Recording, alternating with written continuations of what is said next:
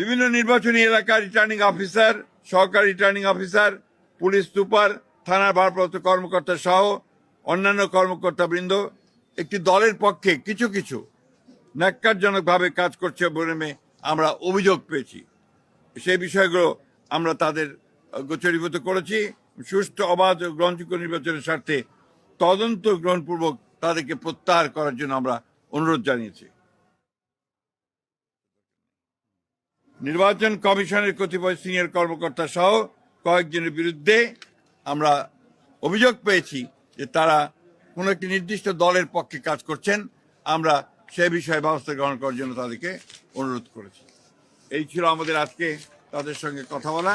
এবং আমরা লক্ষ্য করেছি যে দুর্ভাগ্যজনকভাবে বিএনপি সবসময় নির্বাচন কমিশনকে সহযোগিতা করে এসেছে সুষ্ঠু, অবাধ, নিরপেক্ষ নির্বাচনের জন্য।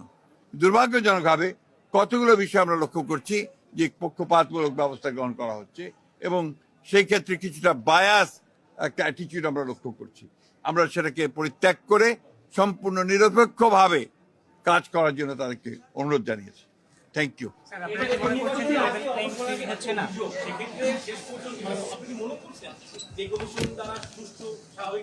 আমরা সবসময় মনে করেছি যে এই কমিশন দ্বারা সুষ্ঠু নির্বাচন সম্ভব, যদি ছোট ছোট সমস্যাগুলোকে সমাধান করা যায় এবং আমরা যে বিষয়গুলো তাদের সামনে এনেছি তারা সেগুলো সমাধান করতে পারেন। আপনারা কি মনে করছেন লেভেল প্লেইং ফিল্ড হচ্ছে না? আমরা মনে করেছি লেভেল প্লেইং ফিল্ডের চেষ্টা তাদের আছে, ছোটখাটো কিছু ত্রুটি আছে, সেগুলো তারা ঠিক করে দিতে পারবেন বলে আমরা বিশ্বাস করি।